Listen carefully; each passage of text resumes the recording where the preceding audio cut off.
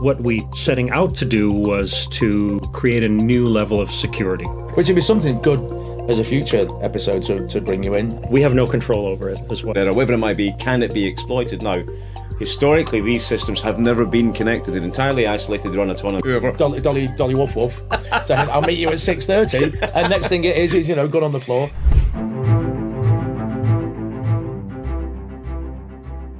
Welcome back to episode 4 of the InfoMatters podcast. This evening, Danny, of course, joins me on around our boardroom table in our secret bunker. Secret bunker. In fact, today, I put the password in 4 times, couldn't get in. Yeah. I think they're having a private party or a dump. We like that word. And if you saw the previous episode, you'll know all about dumps. That refers to extracts of data, not the other exercise. That's the ticket. So looking down the list of things to talk about, we've got our regular format range. We'll talk a little bit about feedback that we've had, which has been great, and of course, thank you for doing that. Well, before we do, let's get that out of the way. Thank you all so much for your feedback. Yeah. Remember to subscribe, ring that bell. Our guest just reminded me to do that. We've had tons and tons of positive feedback, and as we mentioned last week, InfoMatters, the podcast itself, is powered by Xtelligence, our outsourcing partners, and they've got tons of positions available. They're screaming out. So if you feel you are in the IT world, anything from a developer to a network analyst to a project manager, send us your details at host@infomatterspodcast.com, and we'll get back to you. Or put the comments in the box below, and we'll get back to you. And we'll put the email address up there on the screen as well. Introduce our guest. Yes, please. I shall. Now, this week, our guest, almost saying that in the Top Gear style, our guest this week is no small news. He's got the cars, though. He's got the Top Gear cars. No helmets. I've seen the car collection. But Tony's famous for his car collection. It's very nice, by the way. Tony Hasek is no small news. Now, in full transparency, Tony and I actually spent some time working together a couple of years back. I'm still and consider myself to be one of the biggest Goldilock ambassadors. So introducing, this is Tony from Goldilock. Tony. But a pleasure to have you here. We've been looking to try and get him here, but he's been travelling the world. Very exciting. And you'll find it interesting this week because Tony's the first guest that we've not worked together, but used to sell us equipment as entrepreneurs years and years ago. I've known Tony for a long, long time. So I think I have to be careful because you're clients. We were. Now we're buddies. Things have moved on, I think. So exactly. I think the Goldilock. Turn your clients into friends. That's it. Yeah, absolutely. That's it. Friends into clients. Does it work that way? We've done it anyway. Goldilock. I've read up. I know you guys. I know you're very involved in it. Goldilock itself, I know a bit about it, but let's hear from yourself. What is Goldilock? What does it do? Apart from 3 bears eating porridge. So the subject sort of today's podcast is segmentation. Cool. That's what we do in very broad terms. But what we were setting out to do was to create a new level of security. Okay. And this was driven by initially by the rise of cryptocurrencies. Yep. Back at the start. And looking at the fact that a string of 1,000 characters in a crypto key can have billions of dollars of value. Yeah, sure. And I wish mine did. Not at the moment. Start early. I was watching this, and because I have an IT background, I was anticipating there was going to be some kind of a meltdown, which eventually it did. Of course, happened. So we saw all of the hacks and all of the theft of cryptocurrency because essentially there are only 2 ways to store data. Yep. Here's hot storage, which is your connected storage. Which is fantastically efficient and convenient and quick, but vulnerable because it's online all the time, and all of you out there, and we're all experiencing this every day still. Indeed. And then you have cold storage, which is physically disconnected storage of data, which is pretty well universally accepted as the securest form of data, but also the most useless form of data because it's not connected to the internet. And how are you going to access it, and what are you going to do with it? And cryptocurrency wallets and the use of these keys fell into those 2 categories, and all of the hot storage was being hacked all the time, and the cold storage was more secure, more practical. But then there's still some guy in England who's digging up a landfill. Right? His USB stick from 1984. Was that the guy who had the crypto on his stick worth billions? Yeah. Turfed it in the bin with his McDonald's, and now he can't get it back. They did find it, then they had to decrypt because they forgot the password. I believe they managed that. So I think he has a bolt now. Wow. A tug? So in terms of device segmentation, we're talking isolation of storage on multiple layers. We're talking a hardware level, an application level. So what I and then we ended up inventing really was a method. So to put it in very simple terms, a method of controlling an air gap, so a physical separation of something, essentially creating a gap of air. So for those of you who aren't familiar with that term, it's a very old term in information technology, but it essentially means the physical disconnection of something. So we have invented a method of physically connecting and disconnecting data, devices, networks, anything that's plugged in. Anything's connected, essentially. And we can do that remotely without using the internet. So the key to this, and so this is a multi-patented technology, we essentially control any method of physically connecting and disconnecting something from the internet without using the internet itself. And we do that. How do we do that? So the first iteration of the technology, not on the floor with the cat cables going. Although I will penny under the raised floors. I will literally when I was working with Tony, we ran sales, or I ran sales engineering, and that's kind of bit between the contract and the invoice, so everything kind of in between. And we used to say, and we'll come back to this as Tony formally defines this, but this is the equivalent of very gracefully and in a very controlled manner pulling your cables during a cyber event. So the isolation now. Pulling the cables you can only do if you're physically in the location. Sure. So like this waiting for a call. Yeah, well, exactly. And we've all seen the meme or the photograph in the event of a cybersecurity break the glass. So it's that scenario in the event of a cyber attack when you wish to suppress it or whatever it might be. Then you've got the preventative measures, which I'm sure Tony will go into. And I want to ask you, Tony, to define the unique part and what the patent's on, which I think... Because I used to say that the beauty of Goldilock was the air gap, which is great. It's this reference. Air gap means something different in my mind. It does, but it's the way Goldilock control it that I think is truly unique. So the pulling of the cables to suppress an attack, or indeed in preventative terms, which we'd love the world. Indeed, if I'm speaking as a Goldilock guy, Team Goldilock, then we would say preventative measures. Then you would selectively isolate or segment things on a time or scheduled fashion so that your attack vector, and we've talked about that many times on the podcast, is reduced. So, and there's a very simple math operation that I think we published once upon a time. However, Tony, I'll let you define. I'll let you the technology, please. It's interesting. There are of course ways to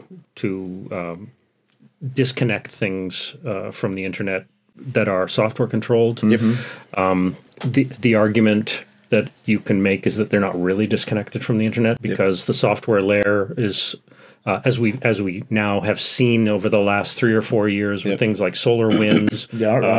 There are ways to get around that. There are, and then there is a hardware separation, right? So that the air gap is that, as I said, the physical separation of the thing from the internet. It can be micro. It just as long as there's air there, right? Just so data cannot cross that gap. So there are manual ways to do that, and there are ways that are controlled over the internet to do that. But until we came along, there was never a way to do that remotely without using the internet. Okay. So that was going to be my question: is if you have to use the internet, there's not really an air gap, is there? Right. Well, exactly. It's compromisable. It doesn't make. If it's software controlled, it can be. And software control and networks, you mean ports, etc. Open, close. So if you imagine, I mean, actually getting back to Danny's point, if you're talking about how things are connected, well, anything with an Ethernet port. Sure. So if you think of Goldilock in its simplest terms, a semi-intelligent or very intelligent Ethernet cable that you can sever, connect and disconnect. Yeah, pair of scissors cable, which is the bit I'm really interested about. But in future, it will be beyond things with an Ethernet port. Yes, it will be IoT devices. It will be things that are communicating wirelessly. So our roadmap will bring us, and I'll get into that as we go. To a method of embedding this technology into any connected device. Right. Yeah. So that everything that is connected to the internet can somehow be physically disconnected from the internet without using the internet. Yeah. So what we are going to see and what we're seeing already is the compromising of control. So if you lose control of your internet connectivity, if you lose control of your communication to whatever device it is that you have for security, then you are blind. You know this as security professionals. You have all kinds of redundancies that are there to try and help you mitigate this. 7 layers, as we discussed. 7 layers, Joel took us through that. But in the end, the ultimate security that you have is that you will unplug things. You'll take it off, and that buys you time to figure out what you're supposed to do and your response and plan, all that kind of stuff, which is actually part of NIST, response NIST, or even NIST 2, of course. Correct. Which would be something good. as a future episode to bring you in, how it's relevant to that, because that's the next big thing. And everybody's at least a year behind the curve. There's no money for it. The last episode we're talking about leadership, how leadership should understand the sense of urgency that they should have in this. And we talked to Peter a little bit about his experience and getting the communications right. What I think, if I remember rightly, was still lacking was the sense of urgency. And so until it happens, you right? Get these attacks. And we always say the budget for cybersecurity is significantly lower before the event than it is. They would say. So I'm still totally intrigued on the that building that air gap. In some jurisdictions, the legislation for that is already in the pipe. So there are cybersecurity has a lot of problems, and you can distill the main problem down to money. Yeah. Okay, and that as you said, money's not allocated to it properly. That often the C-suite treats cybersecurity like IT purchasing. Yes. So this is something that we have a budget cycle and we're buying computers or we're buying whatever we're buying, and this is what we're going to do. Or they're just not willing to devote the money to it. So what ends up happening is that the security professionals kind of end up holding the bag, which really isn't fair. No. So in some jurisdictions, what they are doing is they are making the C-suite financially responsible for breaches. Personally, and actually, we debate again back in the Goldilock when I was with you guys. There are certain jurisdictions. I think Australia are kind of trailblazing a little bit, and they're making Singapore, and they're making their C-suite personally liable by name, and therefore the individual who could be deemed at post-investigation to have not responded appropriately would be. But I mean, that's applicable to cybersecurity across the board. Yeah, it is. Now, it draws me to a point that's relevant here, is in the legislation, without getting too much in the details, but I forget, and Tony, you can help us here, that calls out particularly, and I don't know if it's in this criteria or where I read this, but there is a text to the effect of that anything that doesn't need to be connected to the internet should be otherwise isolated in some way. So that's separate to this. Right. So there are that refers to industrial control systems in some jurisdictions like Singapore, where they say that an industrial control system should not be exposed to the internet unless it's absolutely necessary. Makes right? sense. Yeah. So then that begs the question: how do you do that? Yeah, you've got you've got some kind of a SCADA system, PLC. You're controlling things and how do you connect and disconnect that efficiently, quickly, and affordably? Yeah. So our technology is particularly applicable to this. Yep. There are some developments in the pipeline which will make it even better for this, but I'm not going to talk about those now. Yep. But if we come back to the C-suite, so then the question is, how can a CEO who is not technical, we who are in the technical world assume that everybody's technical. Has some level of. And by the way, C-suite is not something you put in the water as a senior manager. Just in case you picture that going, oh shit, I didn't pay my phone bill. C-suite, CFO, CEO. Yeah, sure. Exactly. Yeah. So if you're dealing in a technology company, certainly the person at the top has some kind of knowledge. But if you are running a chain of warehouse stores, that's not your business, right? Exactly. Yeah. So how can you make that person financially responsible for this? Yes. What is it that can give this person a level of, for lack of a better word, deniability? So that person, when they are standing in front of a review board after a breach, they have to say that they did everything that they could do. Well, what more can you do? Than disconnecting everything. Yeah, true. Yeah. Right? In some situations, that's not feasible. If you have client-facing applications that need to be running full-time, I don't know, like the 24/7. I mean, we all worked in logistics. So if a production server goes down, planes back up, ships back up, cars back up, patients don't get tablets. Yeah. The knock-on effect is horrendous. It's huge. Absolutely. It's unbearable. Yeah. Correct. Or you're sitting there watching a terabyte of data being exfiltrated to Vietnam, and you can't stop it. You'd much rather lose one than a gigabyte or 10 gigabytes than the full terabyte. You need to cut that off immediately. So that then becomes you as security professionals will now have to start getting used to the fact that you need to involve those people in such decisions. First of all, because now they can't just point at you and say so it was IT or that was your. That's actually quite a frightening prospect. You've got a huge chain of warehouses. Yeah, the data center's there. The guy's in the warehouse saying everything's being pulled down. Yeah, then you've got to call IBM engineers to go to the data center to start unplugging stuff because it's all connected. Well, exactly. That's frightening. You have no. And again, I'm going to go back to my days at Goldilock. You have no red button. That's what it is. Right, it's a panic button. Right, so you need to suppress an attack. It's one of the reasons why, again, we all know where we work, and we can think of retrospectively scenarios where when you go down, pull the cables, there is no immediate button that can be pressed. You're logging tickets, phoning people, all this sort of stuff. So this affects every single industry, regardless, basically, doesn't it? Anyone that has, let's be honest, every business has their own data, and that's of value. If that is personal information and it can be used, and we'll probably have an entire episode on the dark web because that's a scary place. Hang on. When you can start, where you sell. I didn't say that. Where all your information's up for sale. And let's be honest, if you've been on the internet any length of time, your information's probably there. Subject for another day. Well, someone bought a pair of golf clubs last night in China.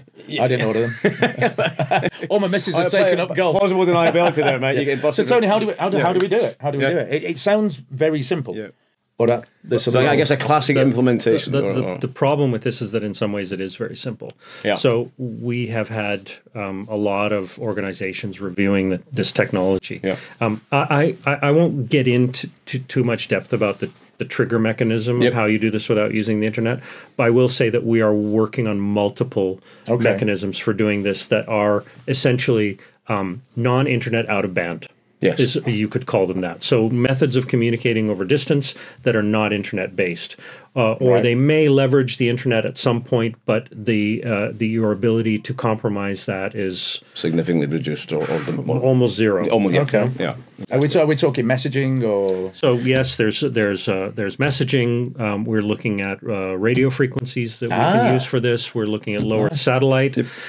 So we already have initiatives in all of these things, and we already have commercialized the product in using a messaging stack or protocol that we've developed ourselves. Yes. So it works. It's been pretty rigorously pen tested by, I would say, security organizations, very respected. I actually saw your climate testing on. There was a post on. Was it LinkedIn? You were climate testing one of the devices at mega temperatures. It looked cool. I think the CTO he loves that sort of stuff. So we didn't hard boil it, but we rolled it up to about 50 degrees and then down to minus 40. Yeah. And actually, I saw one of your other team drop test it on a video because there's a bit of a NATO incubator program, I understand, going on. It looked like a Boeing with no windows. It's that cold, but that's a story. So we were just accepted or invited to join a program called Diana, which is the NATO defense innovation for the North Atlantic program. There were 1,300 applicant companies, and they took 10. We were one of those 10. Nice, well done. We're being leveraged in this instance for securing microgrids. So again, in a critical infrastructure scenario, helping to secure those power, energy, power and energy. Oh, you're kind of classic. Because the knock-on effect. I mean, I was looking at this NIS 2, and the huge or the broad spectrum of what it affects, and it's just your basics. It's like your fire service, your ambulance, your hospitals, electricity in a room. You don't think that granular when you realise that. Of course, cybersecurity is not this on a corporate network. No. It's going home and not being able to turn on the power because someone's compromised the infrastructure. And I was part of a conversation recently. Now, world affairs aside, we're not trying to be too political on the podcast, but however, world affairs. Yeah, they're looking for some bolts, quite a lot of bolts from what we understand.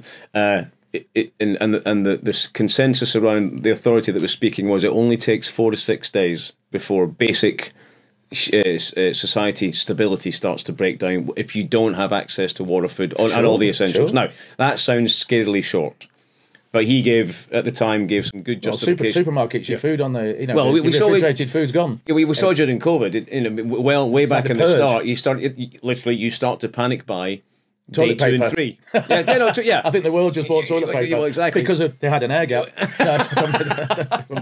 Anyway, it only took 2 or 3 days for basic societal. It's faster than that. It's 3 meals. So Wow. you will start to see societal degradation after That's- people miss 3 meals. Wow. So That's really scary.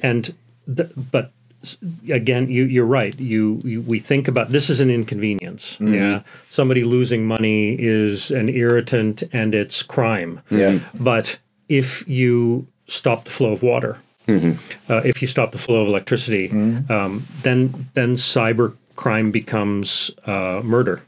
Yes. And the predictions are that from this year, the goal of cyber criminals will be to take lives. To weaponize it. It becomes Wow. it becomes a Yeah. terrorist act. It becomes a societally destabilizing act. Yeah. Right. And the criminal organizations that we see now that are doing it, who are many of them are sort of quasi-state, quasi-nation state. They're in many times their goal is not. It is financial. It is also financial. But their goal is to create chaos. Wow. Because scary, very scary. yeah. Because concept, they yeah. want to undermine our trust in our institutions. Right? Yeah. Russia, for instance, a few years ago, they had a large large technology exercise where they cut Russia off from the internet, from the outside internet, to see how all of their stuff would behave. the knock-on right? effect, yeah. They already control their media. They already control information, et cetera, like China, I suppose, yeah. But in Great the world of event China. of let's say some overwhelming kind of attack, some overwhelming kind of disinformation campaign, they can simply cut off, right? So they understand this type of thing, that for all of the wonderful, fantastic things that the internet and connectivity bring us, which we never want to lose, it's fantastic. There are other things that are a little, in some cases, slightly damaging. In some cases, very damaging to us as a society, us as individuals. Yeah. So disconnecting. Sometimes we've all had the look, right. Yeah. From significant others, let's say, about put down your goddamn telephone. Yeah. And then they pick their phone up and nobody says anything about that. But okay. What do you want for dinner? That's right. Absolutely. I actually use it to order my dinner. I'm in the queue at the airport with my passport.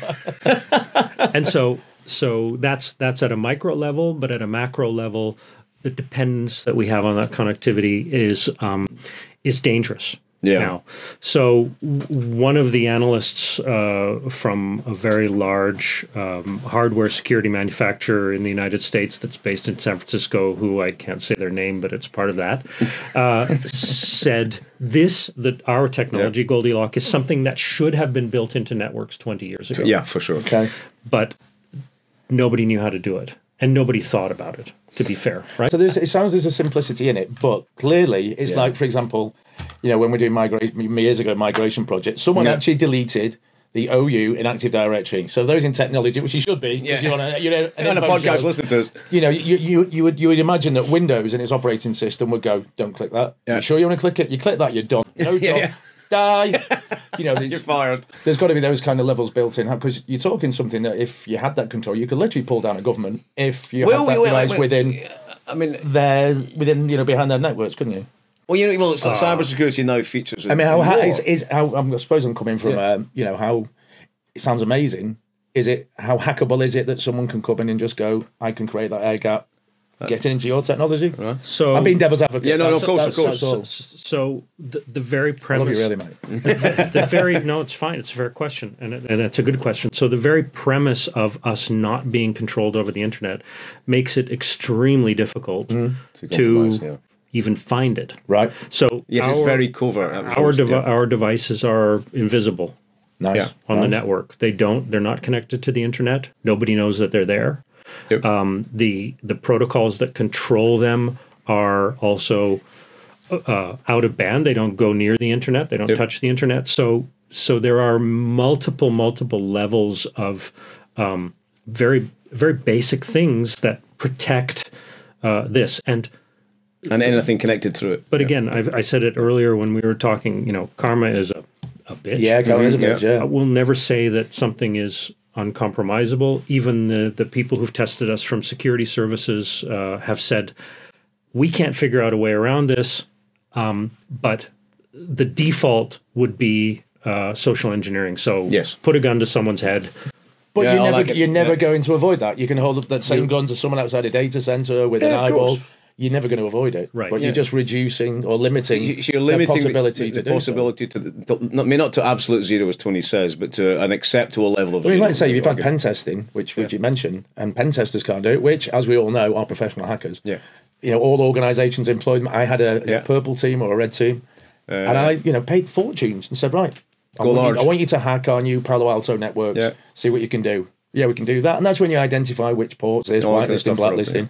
That's why I'm fascinated by it. Is how you're obviously not going to tell us how you do it. Oh well, it's a secret sauce. But I the red telephone. Well, I can picture like a red telephone just going. Or a big red button. We used to say that. There are patents that are publicly available on the internet, so if you're that interested, you can read them. Yeah. But it is, as I said, multi-patent protected, and to reverse engineer this. Because it's a hardware technology, it is costly. Yeah. So this isn't just a question of somebody looked on the internet, looked at our patent, and they can do it. They'd really need to have some capability to build machinery, to build, to print PCB boards, to do all of that thing, to have chipsets. Yeah. And I think it's worth mentioning also that every single component that we use is either made by us or is sourced within NATO and EU countries. So there's no man in the middle type option. So where would you fall? I suppose another question, then I'll open it up to you guys. Is layer one? Is that what you were? Yes, pretty much. yeah. Layer one. Yeah.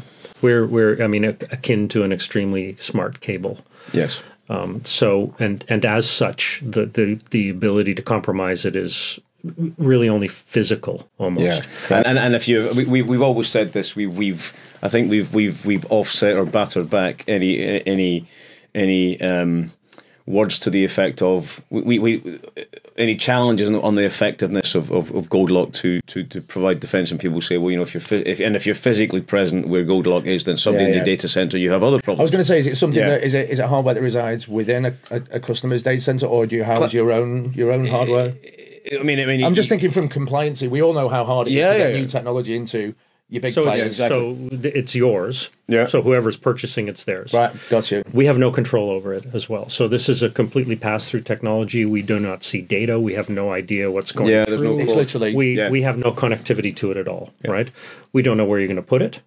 We don't know when you set up the protocols for the signaling. Those are all set up by you, so we have no idea about those. We don't know what let's say you're using the SMS control. We don't know what SIM cards you're using. We don't know if they're the SIM cards of the country. We have one. We have one nation state that's using us now. Yep. They're involved in a conflict. They are not using the SIM cards of their own country. Yes. Right. So they're actually using to obfuscate the technology even more. Yeah, like the French printing the British passports. Yeah, which is hilarious. One customer using satellite SIMs, so which are a totally non-geographical number that is entirely. I mean, there's a multitude of ways that is protected. Now, I feel like I'm speaking to Goldilock, and yes, to some degree I am, but I am coming back to this. I always used to say the marketing dollars have not gone into disconnecting stuff. They've always gone into being connected. So we've got all of our stuff at home, shouting at Alexa, controlling that, ordering a pizza, all that kind of good stuff. Creates one hell of an attack vector. And I am an advocate, and I did learn this with Goldilock, that periodic isolation of even our own selves is good. And that the trend towards AI that's going to control AI, I think, Tony, you were the one that suggested that ChatGPT is actually programming itself. So this is the point. There's going to come a point where you want to unplug that bad boy, right? Yeah. So that brings us to the next question you can place Goldilock if you take the panoply of cybersecurity solutions, right? The vast majority of them reside somewhere in this middle ground of detecting, warning, reporting, nice dashboards, all that kind of good stuff. So you're looking at traffic anomalies. Logging, they're comparing external databases, saying, well, this is the type of email we're getting. Wait, we should be looking here and da da da da. But there's not much to prevent that attack. right? Yeah. And there's not much to remedy it. Yep. So once you have that information, then what do you do? Yeah. Right. And you only know it's been attacked until it's too late. Yes. In many cases, yes, you can sort of maybe take some slight preventive measures, like, oh, we can see an attack coming, we might think Lock something's down coming. some of the layers to get there. But still, then you're locking it down. Now what you're doing is you're using some software protocol to lock things down. You're virtually unplugging things, but we see that there are ways to compromise that. You are now having to go through these complex software bill of materials to try and figure out where is the software that we have developed, who developed it, did they have outsourced partners, where were those outsourced, were they Russian, were they Chinese, were they, and so it becomes fantastically complex. You might have backdoors there that you don't know about, which we now have seen with SolarWinds, etc. True. And so the default, the knee-jerk default almost becomes, well, unplug it. Yeah. So isolate it until we can figure out what's going on. Yeah. So now I think that our architects are looking at that. They never used to, or they didn't, I would say, sufficiently, but also because they didn't really have an option. So to say to someone, okay, I want you to look at when we start this company, right? Yeah. We're starting this company, and I want you to start thinking immediately about what has to be connected. Right? All the time. What has to be connected sometimes and what doesn't really have to be connected, right? Nobody's been thinking that way. No, because never thought of it. And then when you press people to think about that, they'd say, well, what difference does it make? Because I control everything over the internet anyway. So if there's a compromise, then everything's going to get compromised somehow anyway. So what we're offering, or what we're now allowing, is for people to take that stance and say, that there are some things that are really too valuable to be connected, and that's your kind of crown jewels. In our world, that's your crown jewels typically, or to be connected all the time. Let's say, and giving them a credible method of eloquently disconnected. Eloquent. I mean, we found elegantly. Elegant. That's the word I'm looking your for. applications that need to be disconnected in like so many layers now. Anyway. Yeah. That it's difficult to get in if you want to get in. But the ability, I mean, as you said, the crown jewels, there was, I think it was 16 in the last company I was in. Yeah. And it's everything from booking a car for your CEO to payroll systems. Now, two very different things, but very important within the organisation. And if you compromised, and we discussed this with, I think it was two episodes ago. And one of the C-suite manager got into a car that he hadn't booked, and asked to use the driver's phone to make a phone call because he didn't want to use his corporate mobile, and got compromised of his location and where he was. And all the alarms went off. All the alarms went off. I mean, like SWAT teams in, I think it was in America somewhere. And, he's chatting away to, whoever. Dolly Woof Woof, saying, I'll meet you at 6:30. And next thing it is, gone on the floor. And it's a little thing like that, but, a C-level manager controls the organisation that brings down. So can it go to? Do you have the intention to go to endpoint devices like a cellular of a CEO that's being compromised, and you can cut it off? So this was the kind of chip-based. So our roadmap. Sorry to throw it out. Just thought, no, it's fine. Natural evolution, I think It's so miniaturization is our goal, and our ultimate goal is to be in every connected device. Okay, right. Okay, so everything that you have now, that might sound grandiose or megalomaniacal a little bit, and perhaps it is, but it's big. Girls got a dream. I know this dude. He's got some good dreams. And so this drive to connectivity, we call it internally, hasn't slowed down. No. However, it's being sniped at from the sidelines because people are saying, well, hang on a second. Yes. My car is connected all the time? True, yeah. Fridges these days. Why is my car connected all the time? Well, your car's connected all the time because somebody's going to make you pay for heated seats, or they're going to make you pay for accessing entertainment. You're going to pay because the mantra is recurring revenue and subscriptions, and they're going to want you to be subscribing to all of this stuff, right? Yeah. Especially because they're going to, I guess if we move more and more to electric vehicles, there'll be less and less service involved in cars, and how are they going to keep and they've got to make keep making money? Absolutely. I know where you're going to go with that. So there's that, but there are things as banal as your coffee machine, right? Yeah. So your coffee machine is going to start talking to the internet, and it's going to start telling ordering your coffee espresso when your pods are running out. Because they virtually give you the machine free because they want the subscription business. But the sinister side of this is that they're going to know that you're making 500 cups of coffee, but you're not using Nespresso pods, right? And so they're going to void your warranty. Yeah. Right. So the data, and I mean, maybe that's a little bit extreme, but it concentrates people's minds about the kind of data that you're going to be feeding out of your house, yes. and the data you're going to be feeding out of your house is going to be extreme. And that's one appliance. I mean, my washing machine wants to order. Amazon years ago came up with the one order button. So if you have a regular thing that you order regularly, of course, you press the button and feed yourself back. Alexa runs my flat. Well, exactly. Tells me how to play guitar. And I was going to give you the example, and it's based on a certain club card of a certain large store, right? Yeah. And they have all these loyalty platforms. I studied loyalty for a long time for various reasons in my vast career. And you look at, it's all very well when you have a loyalty card. They can work out what you buy. So you buy 4 tomatoes and all that kind of stuff. But here's the interesting story of one I read. The reason why this club card also became a MasterCard is because they can track purchases outside of their immediate store. Sure. Right? And of course, this store it also sells petrol, they have opticians and a whole bunch of other stuff, car insurance. Loans. And loans, they're a bank, particularly in the UK. By the way, Kenny gets a repeat order of fish and chips every day. We are not sponsored by said bank store and otherwise, but here's the story. They use this data. They know that every Friday you buy, 24 bottles of beer. Yeah. They know how often, they know what you've got your car insurance from you, so they know what kind of car you drive. They know your prescription for your glasses so you're blind as feck. So your car insurance premium is adjusted accordingly because they know you're a regular drinker and you're blind. And they know how often you drive. So why are you driving? So you join all this data. So if you add into that, God, how many coffee pods you're drinking, you're off your face on caffeine during the day, and you're off your face on booze. I mean, like I said, the Goldilock, mega interest. We're now talking about miniaturization, every endpoint device. Yeah. Again, just back to the level of life. 3 meals. How online? 3 meals until your society starts purging. Yeah. Because of cyber threats and cyber attacks. Yeah.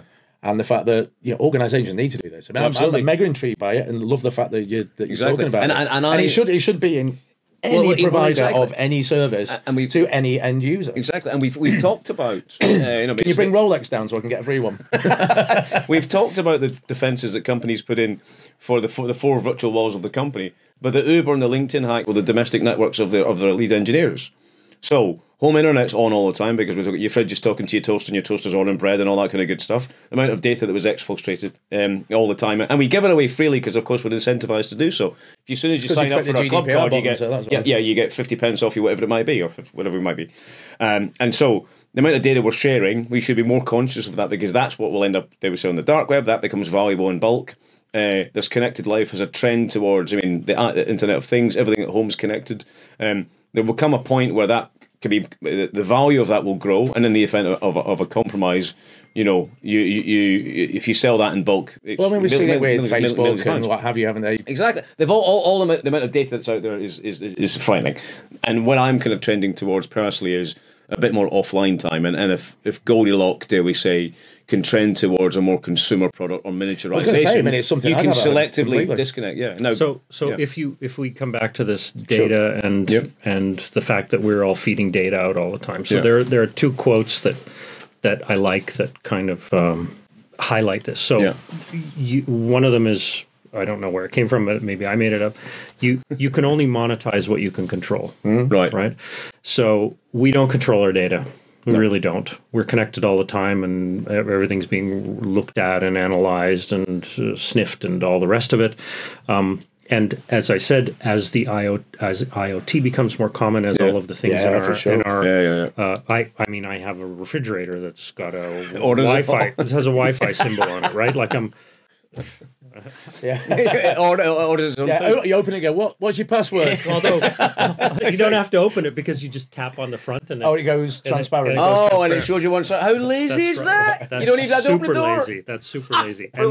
But after a certain age, there's no way you can get used to that shit, right? Yeah. No, but I mean, that's Oh, I could just tap. technology for I technology. think one of the biggest brands of fridge, and this is nothing to do with Goldilock. Yeah. The brand, a very luxury brand, it's called Smeg. We all know what Smeg is. It's when you don't wash your Thompson. So, do you want to see in your fridge and see your wife doing something, or do you want to fridge that's naked? This podcast will disintegrate into Doesn't this take long before it eventually. goes south, Tony. Ring the bell, subscribe. You know how it So the goes. second quote is Frank Herbert from Dune, and it is he who can destroy something controls it. Right. Right. So if I want to be able to destroy the connectivity of organizations into my life, into my domain, writ large, this I think is important for society in some ways. Yep. Again, I'm not saying that connectivity is a bad thing. It's essential. It It makes our lives extremely convenient. But at the same time, it makes us extremely vulnerable in many ways. Huge. So we're starting now at this kind of very, for us, in terms of our roadmap and our vision, in a very basic corporate level solution that can help solve some of the problems we think that organizations have. As I mentioned, critical national infrastructure, one of the reasons that we're very popular there is because, the viewers might not understand this, but the organizations that are bringing you your water, your electricity, your gas, your Wi-Fi, your Wi-Fi, are old. Yeah. And the some of the technology that's doing this hasn't been upgraded in 20, 30 years. 30, 40 years. AS400s, remember them? I do. I used to run lots Optical of discs. You have control systems that are running on Windows XP and older. Believe it or not. Windows XP and embedded. some of the viewers don't even know what that is. Yeah. So how do you protect that stuff? Yeah. There isn't a way to And protect it. historically, we And the thing is, you can't program to protect it anymore. It's got to be as physical as cutting a wire. absolutely. Because there's nothing that supports And it anymore. when it comes to cyber tech, we always say something. It's all very well if something's exploitable. Can you exploit it? If it's a fault, or if it's a code error, whatever it might be, can it be exploited? Now, historically, these systems have never been connected. They're entirely isolated. They run autonomously. Yeah. The trend towards connecting them, because as I was told recently, it's dangerous to send people to even a decom nuclear site. It's dangerous to send people to an electricity substation. Therefore, being able to do it is more convenient, probably cheaper to run, dare we say, and safer. So they start to connect these things, and all of a sudden, something that was 20 years ago didn't matter if it was exploitable because you could never get to it. Becomes something that is compromisable. Right. And the internet is Google industrial control systems. Have a look at an AS400 Yeah, and just look at the size of that database. They were huge. They were huge. Mine was actually the one I used was actually brought in and removed with the forklift. I carried the optical disc on a plane, one by one, 10 flights to what was it, to Luton to bring them back, because nobody had insured these discs. Because they had to be escorted. Yeah, been there. Yeah, and then they brought out the I series, whatever. Anyway, moving on. So back to the point: things that haven't been connected are now being connected. We should really look at a level of isolation, and connecting things should be considered. They would say purchase, that sort of stuff. So it will eventually be, I imagine, Tony, in the domestic home. Yeah, shall we say? For sure, yeah. So that's part of the roadmap, is that there will be Goldilock in the home, Goldilock in the small and medium enterprise. So Goldilock in your Tesla. The other thing is that idea. The vast majority of companies in the world have pretty fixed working hours, so they're 9 to 7, let's say, 9 in the morning till 7 in the evening. Even though our units are not internet connected, we are able to. We've figured out a way to have very accurate timekeeping within them. Yep. So you can set schedules. Time it. You can schedule a portal break. Yes, I remember this. Yeah. So the idea, some people call it a lights out device. So when you shut up, at 8 o'clock, when people are leaving, there will be a schedule that turns the internet off in that office. Or you can have it connected to different nodes depending on the time. Well, it's port level connection. Exactly. People who are doing follow the sun and that type of thing. Sure, they can do that. So So you turn off legal, first floor, that sort of stuff. Yeah.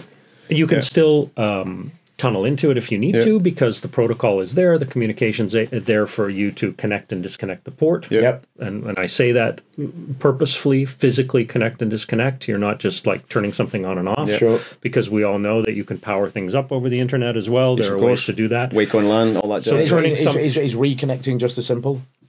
Well, I imagine the schedule to connect or disconnect is one and the same. Yes. Yeah. Exactly. It'll do the same. You can, and we have methods of also administering the devices remotely using the same technology that's in the device. So the air gap, the administration portal is embedded in the system. Right. It's not, but you can. Yeah, so there's no cloud control, there's no remote control, all that kind of good stuff. You can control it that way. So, and then the next step is the home. So you might have one or two devices in the home. Because most homes now. This could be a couple of networks. This could be a teenager disciplinary device. Get your homework done in month, and you don't. But you're in Benidorm. I'll be a pilot candidate. I've got a 6U rack, and one of them's missing. Yeah. So well, exactly. Yeah, these will be set-top box size. Sure. Modem type thing. I imagine as a trend towards miniaturization goes, they'll be down from. When I was there, they were kind of 19-inch classic rackable, and they were a 4-port in the mix, and I imagine there's a 1-port, and then as a chip level. Right. So at the moment they're like pizza box. The one you slide in. Right. Stuff. Well, and a 4-port. And a 4-port. Exactly. I'll have the big one. I like the lights. As Kenny implied, there will be a 1-port modular, so you can snap them together. So you can and they will have lights, Danny. We know how you like. You like a blue light, LED boy. You can control the light, make them. I mean, you've seen my bunker. I was going to say there was a story there. So I mean, we're come to the end now, Tony. Last words from you. I mean, thank you very much for coming on. It's been my pleasure. Fascinating. I mean, I know you guys. I've not got into the. I'm just going to say, who would have thought disconnecting would ever be a good idea? I think it's mindful. Say that to G's Generation Z, whatever. They'll blonde hair. No, their head would explode. If you unplug the phone, all that kind of stuff. But I'd love to. I'd love you to come back and give us an update on your roadmap and give us a bit of show and success tell. stories. Been brilliant. Again, we'd like to thank you all. Yes. Ring the bell and subscribe. Again, tons and tons of positions on the go at the moment. Yeah. Both contract, both permanent here in the Czech Republic. All over the show with all blue chip clients. You don't have to work with Danny. You don't have to work with me. Exactly. You don't unless you want to. Just ring the bell. Absolutely, and I can tell you it's a career-defining experience. Once you've worked with me, there's no going back. Just send any comments in the box below, or email us at hosts@infomatterspodcast.com. Thank you from me. Thanks, Tony. It's been a pleasure. We will no doubt speak again. Thanks, Kenny. We will see you next time. See you next time. Good night for now.